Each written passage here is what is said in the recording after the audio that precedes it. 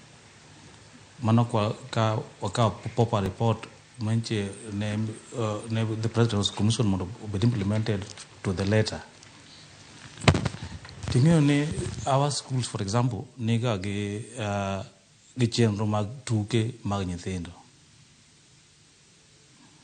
Sama wuoyo kodi ni nitie circular moa e ministry ma education mobedo sande gi the permanent secretary, the principal secretary, sorry, ma direct ni junior school will have their own ways of doing sporting activities, and then at some stage Gabriel join the senior school, that is the secondary schools, which is a complete deviation from what is given in the proper report and in the complete school system arrangement. Then you ask yourself, who is sabotaging who?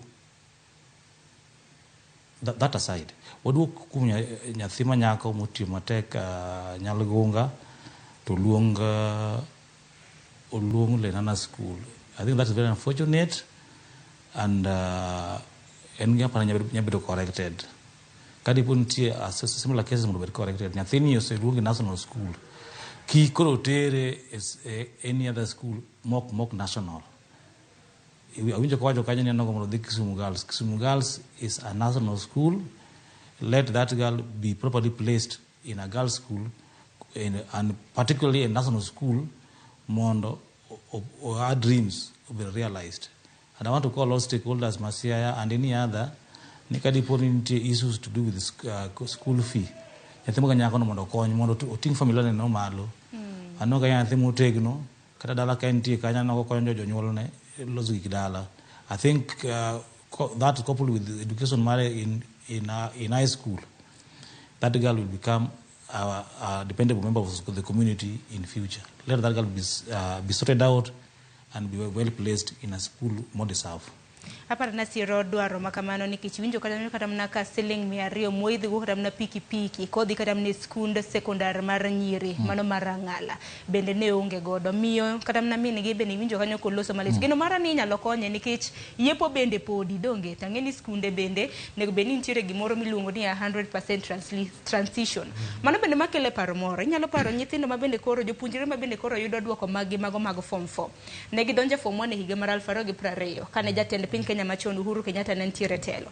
Te higa mar 2020 maromo jopuonjre 1,75,251 nodonje form 1 100% transition e kinde ma bende jatend migawo mochung' weche mag somo mosenindo magoha ne ntiere e loch. Sani wantiere higa mar 2023 nyithindo manodonjo 1 million gi wiye. Sani ni winjo duoko ma bende no neno en mana 899,453 mane otimo penj. Winjo kata mnaka jatend piny Kenya bende nochiwo siem mar mondo mitim nonro makare. Nyithindo maromo 3,000 ma bende no register penj mano mar higa ma bende koro gitime higa mar 2023 gidhi kanye. Maxwell, anyana pechi kotendo gimana.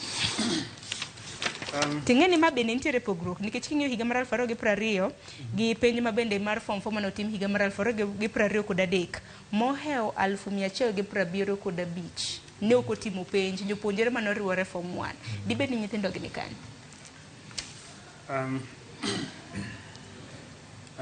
Gineno na ing'eni pach telo mokadho kane giwacho ni wabed gi 100% transition to secondary school. Apparently the essence of it was to make sure that at least, every youth gets basic training. Kikwangada nyathi primary to put in gi dwaro mara the secondary. Mangiso ni kara jok mano go qualify the traditional sense of the word, not the secondary. Koro an expert would argue ni idea form 1, idea secondary, but incompetent. Koro nyakibedi ki chandro in terms of grasping contents mag high school because you are not ready. To mano bro timoro, there will be two possible outcomes. Ni either will discouraged, get frustrated, to wear school, and that will likely explain maybe the 175 deficit. That will be one facet of it. Moro bende nyalo bedo ni nyathi drop out of school because of the lack of supportive environment. Iyudo kaka koro ngima tek ma this school just becomes an afterthought. Moro bende nyalo bet ni nyithindo ma were not very competent, like they have been pushed through the system. Ngene moko idhira dira ni koro tiek school. Koro ngene kidhi mitieko school and you've not been competent all this time, you can fail. You can fail. And that may be used to justify this high failure rate. And it will make a lot of sense.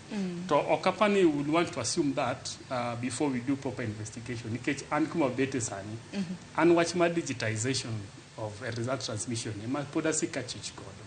Nikech igina naparani we've resorted to digital transmission of results. Kapod wonge the necessary infrastructure to support such a process. And also given the high number of learners we are dealing with. Kone ngenika etimo digitization. Nikech ngeni dili computer. Mock dano computer kaki program if something goes wrong with the computer then it goes completely wrong to mane mapa ni nyalo explain gik moko kaka ido ka old school yudo di kata nyathi manyako ma somo Nyalgunga Gloria Diambo these are girls name ngato should see kata ko team application to go in female and everything so when you end up calling a girl to a clearly known national boys school, then it can only mean that these things were fed into a computer, and people are being called. So it's computer and not Emaluongo. Mangiso ni kranya tima woi nyapo kulungira ngana gas. Kado lungi kusumu gas. Samoro ntigram na moko ma samoro ntire gwenge moko mulo. Samoro kesi mara Gloria Emanu chupono. So maybe Gloria could just be the conspicuous one. There could be so many other cases that we're dealing with. Koro paro nanya lopana anya mangiso serikali nati. Please let's go slow on this digitization thing first. And first develop the necessary infrastructure to make sure that it does not fail. Because if it fail, then there are so many people within the pipeline who get affected unnecessarily. Lakini mothini nene nada hinya nyaka luore kod kwan mag jopuonjre duto mabende nodonjo e form 1 e higa mar 2020 ne gin kwan moheo milion 1. Sani ka ne gitimo penj gin mana kwan mar 1899 kende. Ipenjo ni chakre higa mar 2020 nyaka sani higni 4 mosekadho jopuonjre maromo 1175 gin kanye. Erokamano Sharon. Mana kaka na wacho kane wachako TWAK ni. Ntiere ng'ikruok e ministry mar education. Tam kaka sani wane tam 1. Ka nyithindo donjo, every school track attendance mar nyithindo mo enroll. This attendance magi track okdong e school kende. Obedoga cascaded to other levels mag sirkal. Mamane mamiyo sirkal ng'eyo ni e higa 2024 marie namba mar nyithindo ma odonjo e klas 9. Koro ka ng'ato buok higa 2023 ni namba moro onge nitiere lapse nekech ka en the main aim mar education what track ga 3 things. What track enrollment mano ndikruok ma nyithindo ka gidonjo e school, then what track attendance biro gi every day, then what track transition. Those 3 things: enrollment, attendance gi transition. Koro dropout seche moko bedo kaka owadwa osewacho ka. With the 100% transition idwaro ni king'iye from a logical educational perspective odonjo in the sense ni nyathi moweyo school e class 8 gi ng'amo dhi mochopo e class 12 kata yudo the lowest grade e class 12 en gi a number of things mose gain by the time mochopo e class 12. Machielo king'iyo kaka nyithindwa manyiri gi ng'awo. Koro ka nyathi manyako oket ma o enroll e school tibiro yudo ka cases mag kaka early pregnancies dok piny nekech ma miyo gi at times kwa nekech kitambo chop class 12 ma en form 4 en nyathi ma hawi ga 17 kata 18 kata 19 kano donje school ka beto dek ahinya. Koro ma miyo bedo adult manyalo make decisions moko man gi tiende. Emomiyo this aspect ma transitioning was very key and important. To mana kaka owadwa wacho ka koteri a program in transited join form 1 to class 8 ka gik moko no emane ok donji ichopo kacha japuonj koro chako wacho content machalo linear progression analysis to simple English notamore gi koni. Koro yudo ka nyathi nyalo bet to wacho ni in as much as oyieni mondo a transit aneno kama dhi miya wich kuot maduong' to o fall out, but that information owinjo bed somewhere ma is documented ma ok warit nyaka the last level. Mara adek ka lose wachni mane jatelo mane ochung' ne migawo mar education ma osenindo Ngire Magoha no tima 100 transition ne waneno kowuotho nyaka kata e gwenge machalo Kibra ogolo nyithindo to dhi ing'e ni enroll high school opogore gi sustaining mi nikech kawuono kikawa mitera mi indika school, for example ichulo school fee mara mar tam mokwongo pod adong gi terms ariyo adek mano terms 9 plus ariyo an gi terms 11 to somo ok en fee kende, nitiere gik ma nyathini pod dwaro ma odhi konyre godo e yo mar school. Koro inyalo yudo ni yuto machuok to gi effect mar covid bende kaka nobiro chako ohampa ma omayo jonyuol yore yuto gi livelihood nyalo contribute, but an in-depth study dwani mondo tim mondo mi oyud gini ta akwayo ni mondo kwa dhi mbele kaka sani wa track ma ministry oket systems ma every year they ging'eyo niya ne wandiko nyithindo makama from all levels, from preschool nyaka the highest level mar education ma ministry manage ka. Koro ging'eyo niya moth ne nika moth ni nang'o okobiro school o drop out o dhi e piny moro koso ang'o motimre. Koro that data should be very clear mondo mi ka wachopo e class 12 kata obed class 8 to wang'eyo ni ne wandiko namba makama to koro namba ni one deficit ma out of this number ma wan godo manok wanyala account for koro nonro makamano otime skunde nikech skunde bende mandiko kata na nyithindo gitimo ndikruok mag nyithinde penj yes. Ahinya mano mar KCPE kanyakla kod mano mar KCSE kapo kaka oyo matin samoro buon kintiere kaunti ma Kisumo samoro intiere kod paro kaluwore kod kwan mag rowere mandikore kosechopo seche mag penj to ok ginere.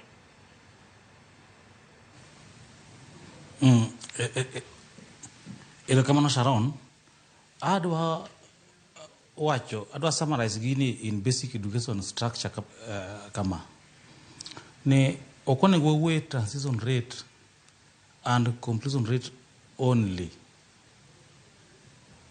Nitiere gimoluongo ni enrollment rate the government is very silent on. Why is it not that is a government policy? Nyithindo ma join for example the I level, that is the ECD, then grade 1, then we begin tracking them from that point. What is the enrollment rate? Then after that, as they proceed on at that level, then we ask ourselves, what is their retention rate before we get to the point of transition, that is at the end of primary level or the end of comprehensive school level. Then we get into secondary school, where we be talking about retention rate after 100% transition. Then when they do the last exam, then we ask ourselves, what is the completion rate? For example, kingi penj manyo team igamokalo mara KCPE. Nyithindo manyo timo KCPE last year, then 1,406,557 candidates. Kingi nyithindo manyo timo KCSE, nyagin 899,452 candidates. The difference mantin the mutumo KCPE to KCSE and 507,105 students. Kadi put in the mutumo KCPE transit all of them because system was a collapse last year. Then we need an extra space of 507,105 to accommodate all the learners manual team KCPE last year. Are those spaces available in our settings, Mark Secondary School, as we speak today? The government is not talking about this.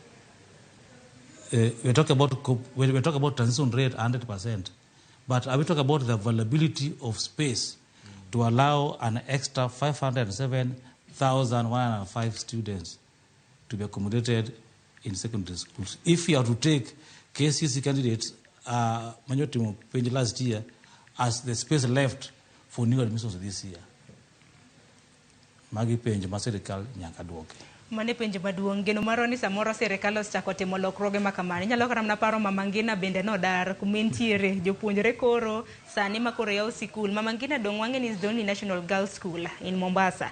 Gin bende nano space ma bende gintiere ma bende osebedo kuom thuolo malach ma bende jonyuol osebedo kalose nano kodar gi kende space ma bende ne gintiere otergi kamoro machielo.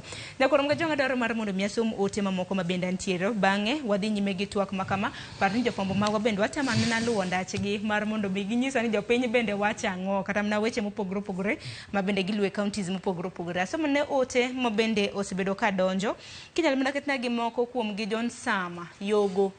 Iwacho ni penj na jolony ni result mane lokore portal kae ma yudo ka grade change from B+ to A minus. What could be the problem? Gino tamo wanga. Anto dano mana ni A minus tamore ma change to B. Ano kan noka ngate medo ni mayo. John Samiogo ichako wacho ni duoko mar Aruba Boys ok make sense. Nyithindo go odhier remarking. Wote machielo Cliff Sharif. Iwacho ni same thing happened in Bishop Okinda High School in Migori County. Mano mantiere gwenge gweko mag Suna West. To Dembo Joseph Kombo mara Lego Agulu. Iwacho ni Amos ni welo. Sirikal ochako tugo gi life mago mag nyithindo. Nyathi moluong Lenanano en nyasiaya waka kendo kwa mor gi wachno kata matina. Kendo wakwedo sirikal e okang' mamalo ahinya. Iwacho ni Ramogi TV ler e gwenge mago mag Alego Agulu. Erokamano ahinya. Wote machielo Ongwen Elias. Iwacho no yawre kanyo ane wach seyo kuom penj mar KCPE kod KCSE. Anyalo seyo duolo mochung' neno no penj NEC kachiel gi tend migao mano mar somo. En koro riwo duonde makamago. Iwacho ni mar onge kaka chochni e yor nono penj kendo chiwo duoko mok ni kare nyalo betie. Ka NEC kachiel kod tend migao mar somo onge kod yom kata chiel kachiel gi sinyor magin ote kanyo mabede mendo donjo. Dakika en 36 nyakoro mga juang tok sang'wen mar okinyi. Yere mar mun meko yo matin. Kaduogo waduogo teko chenro makama pod antiere gi welo maga antiere ka gi David Obon jagoro mar Nat Bade makisumu e studio mar county ma Nairobi antiere gi Maxwell Magawi jakanyo mano mar riwruok mar elimu bora kanyakla kod Richard Moth mabende en jata chenro mano mar Kindergarten Experts International. Kikili mabora.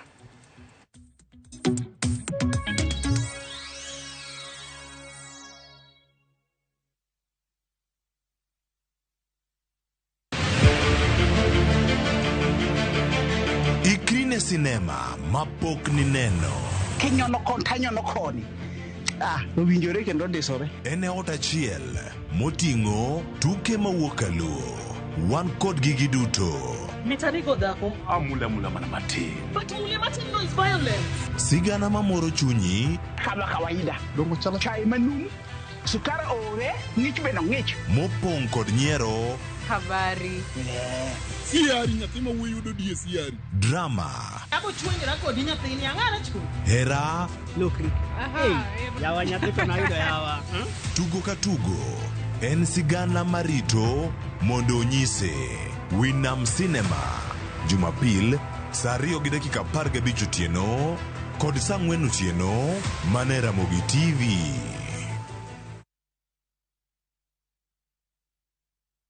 Ladies and gentlemen, a momentous celebration is here. Citizen Digital proudly marks its 2nd anniversary with an incredible milestone. We've made history. Citizen Digital is the first channel to soar past 2 billion views on YouTube. Not just that, we stand tall with the highest number of YouTube subscribers in Kenya. Join us in this phenomenal celebration of achievement, innovation, and incredible support from you, our viewers. Thank you, Kenya, for making Citizen Digital the #1 app for your news, entertainment, and a great deal of engaging content.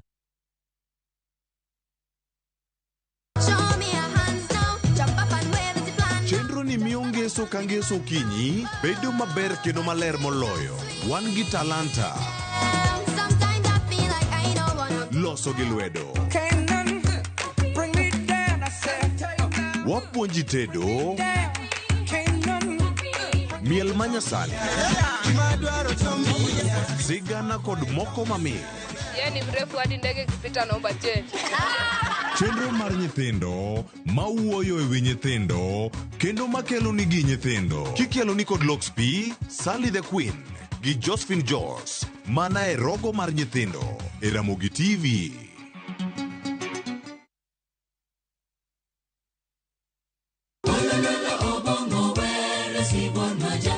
Wabedo jomaler e ngimawa ka warito ler mar pachwa. Kila neno lake lanikumbusha dunia hii inapita. Kod winjruok gi Nyasaye, winj wende Sabato. Jifunze kuridhika na kile ulicho nacho, shukuru Mungu wakati wote. Mamiyo wa thuolo maber mar wer kendo pako Nyasaye gi chuny moikore. Kama si wewe singelikuwa hapa. Walando gi kinda wach maber mar Nyasaye. Nyasaye okoso ni kanye ma weche olokore ngima ni di ma okinyal paro kama ni wuoke. Ng'e teko mar riwruok kokalo kuom lamo kod wer. Injili ngima, Sabato ka Sabato, mana e Ramogi TV. Singelikuwa hapa kama siwe.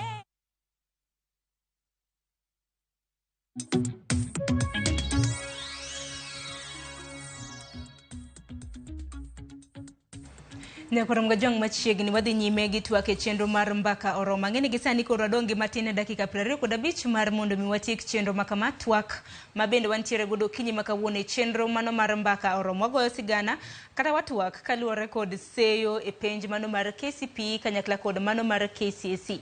Ang'eni wadhi nyime gi twak makama bende ok wanyal koso twak e wi lokruok makoni kod kocha mabende migawo mar somo nodaro keto e lai mar somo e pachoka. Wach mabende governors ma pacho kod chieng' manyoro nokwedo. Onyana sigana makamano kasto wadonje twak. Dweche mohewa adek bang' apud somo pedho paro mag lipod somo ne jatend piny, riwruok mar governors owuok mar kwedo lipodno magikoni rocho ratiro maggi kaka oyangi katiba mar Kenya. Mokwongo e gik ma governors gi kwedo en bedo ni ripodno yango ni owinjo bed kod duol achiel mabiro tayo chenro mag somo kama oriwo mag nasari ma osebedo kanie button counties. The establishment of a comprehensive school system where all levels of learning are headed by one head of institution without regard to delineated functions in the Constitution. We note that there is no accountability framework provided for the proposed head of institutions to the counties regarding the management of pre-primary school. Gikoni piny owacho mamalo pok ne ochiwo sir ne somo mag nasari kendo bedo ni koro gikawe to gidwa sir mag counties ok binyalore. The national government, the GOK and the Ministry of Education has never funded a single event, a single function in ECD. Everything you see in ECD today, infrastructure that has been done, teachers that have been written, any learning materials that have been provided by the Council of Governors. So when I hear a conversation from Parliament saying that they want to take back the money in the shareable revenue to pay TSC, what do they take what does not exist in the first place? Elipoda pudno, bende ne owal commissioner mag counties kaka jokombe mag board mar some counties, gino mabende governors koni nie tok chik, kendo githichore mabor kod lipodno, kagikoni paro mane gichwalo ne okoketie team. Council of Governors categorically does not agree and rejects the recommendations in entirety to the extent that they undermine the basic structure and framework of the Constitution. Number two, the Council of Governors hereby withdraws its participation from any process that seeks to legislate the recommendations contained in the report. Nyaka sani chano chwal moko kuom paro manie lipodno e od bura mondo bed chike kaketgi e team. Judith Omondi, Ramogi TV. Gajuang manechal mar wacha kana nitiere ka koro governors ma pachoka bendo kwedo report mabende aput mochung ne weche mag somo pachoka nosebedo katimo e kor gwenge mopogore opogore ahinya sekta mano mar somo. Motha ng'eni kaka jata chenro mano mar Kindergarten Experts International ang'eni moko kuom gi bendo mulou kaka jogo eko mabende siro somba nyithindo mabende nitiere piny. Erokamano Sharon. Agombo wacho kama. Paro mar duoko management mar somo mar nyithindo matindo miluongo ni early childhood development and education mondo duog under the national government ok en paro maber. Nang'o awacho kama? Jogo man gi lony e somo mar nyithindo matindo mar ECD biro yie koda ni kuom thuolo malach ECD osebedo ka irange ka somo moro ma okochomo kuro. Kata kidok ga kaluo kocha kiwinjo kaka jonyuol loso to jomoko giwacho ni to koro puonja wahia matindo gi midhi wero na kod gi ABCD ni ditam ga ng'ato. Agombo lero ne jowa mawinjo wa kawuono ni the foundation mar dhano en at the ECD level, and for the first time education system marwa with the reform mar competence based curriculum otimie maber nekech this is the curriculum mo incorporate somo mar nyithindo matindo mar ECD as part of the basic education structure maluongo early years education from pre-primary 1 nyaka gichopie e grade mar 3 e somo ka.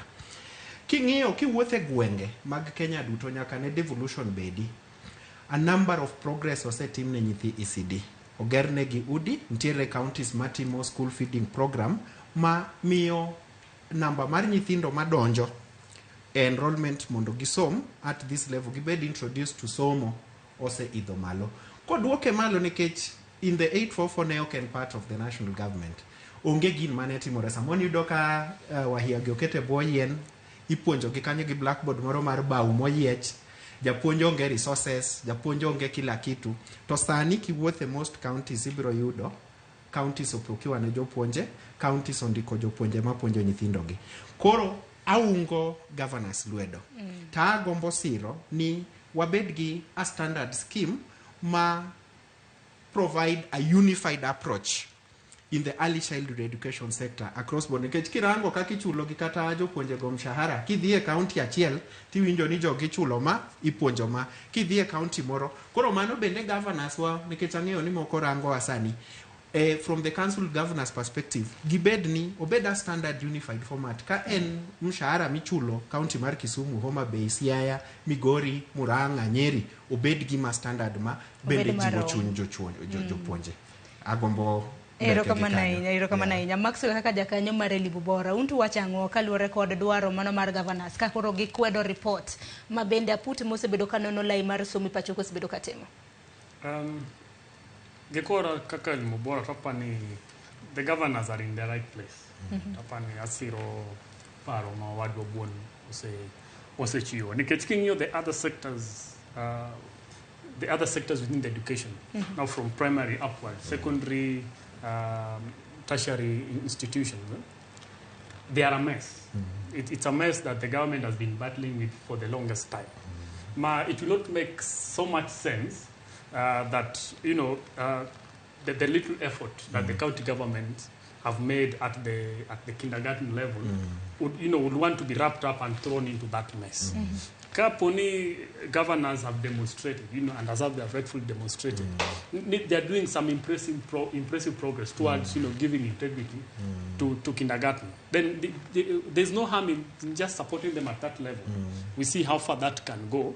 Like maybe it could be a good experiment to see if the county governance structure could be a good platform for education reforms. Instead of, killing this small effort that has been made, then now we throw it into the rest of the mess that the state is clearly battling with. It's not just a problem of, reform. Every reign seems to be having reform. They seem to be having ideas, and the education sector has been at the bulk of the receiving point. We are always doing experiments. Let us try this, let us try this, let us try this. Why can't we be more intentional about, every set of idea that we inject into our educational sector and be deliberate enough to push it to the very end before we try something else? But overall, I think kindergarten education is demonstrably doing well at the county levels, though there's still enough space for reforms, enough space for improvement, but we still need to leave it at the county governors level. Erokamano ahinya kendo buon kaka jonate bende rwako dwaro mago mag governors ka koro negi kwedo report mano motenre kod aput mabende osebedo kanono lai mar somo e pacho ka. Erokamano Sharon, wan kaka riwruok mar jopuonj miluongo ni NAT, we are not in agreement with the Council of Governors on a number of issues. Working in the Constitution of Kenya 2010, Article 237, Mano create TSC.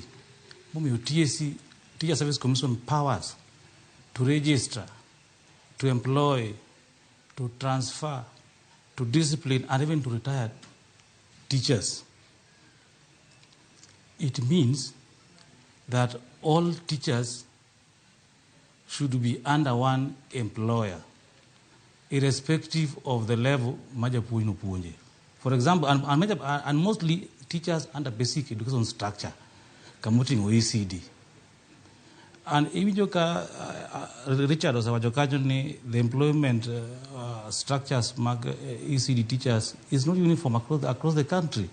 It is because each county government decides on what to pay and what not to pay, which is very unfair to our teachers. And again, we want also to say, most ECD centers are housed in public primary schools. Public primary schools belong to the central government. Now, where are the Council of Governors getting the audacity to disown those who are housing them? In fact, they should have given an alternative by saying, we can allow you to employ our teachers as we support the infrastructure of the ECD centers. But to reject it in its entirety is not very sincere of them. Tony Cage, management of these centers need to be controlled from a point. In an country, ECD centers moko mantirege issues because the head of the institution which is housing them cannot give a clear policy guideline to the management of ECD because they are saying they belong to the county government, which is now bringing issues in terms of management. I think these are some of the issues. The Papa report wanted to be streamlined. May the management of the basic education structure be something which can be seen to be running from the ECD's level up to grade 12. And which I want my brother Richard and his team to look at positively so that we correct our governors. Where they're not doing right, we tell them this is not right. Where they're doing right, we tell them this is right. But to tell them they are right, I think that is very wrong, because if you look at even the employment of our ECD teachers under the county government, you realize that the employment of those teachers are highly politicized. MCA decides on who is to be employed and to be taken away, which is not professional. And that's why we are asking that let these powers of employment of teachers be given to a single employer as enshrined in the Constitution of Kenya 2010, Article 237, so that we can be able to follow on every teacher as they deliver on the curriculum at those levels. If it is the use of management of resources, in fact, our governors are not very sincere, because if you look at what they are saying, they talk about resources. If there's resources, let that be discussed at another level. But as education stakeholders, we are concerned about the quality and how the management of learning at the ECD level is carried out, and which is our main concern as a union, because we want our teachers at ECD levels also to be cautioned by given proper guidance, by being given proper advocacy through a union like us, because as it is today, those people are being taken left and right, and they have nobody to speak for them. Ero kama na inyobone boda kikachiel wachni mugi kwa tieko sama yo wangwa. Adamu na duokero kamano ne Ramogi TV. You have become a very serious partner in matters education in this country. And I want to thank you so much. Every now and again, you want the issues of education. Watch your mayanga, one of your penyo winji, one of our coin penyo maluni to Kenya Kenya. I think this is something that going forward, we are looking forward to continue be available to work with you to streamline some of these issues. Thank you so much, Ramogi TV. Thank you. Ero kama na inya David Obon kumtulo miyudo mano mariwo record wetu wako makama Maxwell. Wachin mugi kotiko. Katieko. And upon I've always said it so many other forums. Which magtiagruok are very, very crucial. We are hoping to see some more seriousness within the different sectors or institutions in our learning sector. Wawe tugo, wawe amila. Because sema watugo to amilore, to waketonge manyithindu. We are ruining their future. Just going forward, let us take education matters more seriously. Then also just joining Obuan in thanking Ramogi. You have been very consistent in highlighting some of these issues, in just bringing out issues can easily be swept under the carpet and nobody knows. So maybe just to encourage you and express our constant availability to always air our views and share ideas on matters of education reform. Ero kama na inyamoth, wachin mugik. Ero kama na gini sauma ya wawangwa, agombo duokero kama ne Ramogi TV, kumiyo watwolo ni magi entwolo mawayudo mwanya lolo sogodo gijowa, gijo piny koda migepe duto mo ochung'ne yore mag somo. Agombo wacho kama owadwa Matthew to Giobuono seloso ya the sector, agombo jiwo rowere ma oyudo duoko mar class 12. Grade is not giko mar ngima.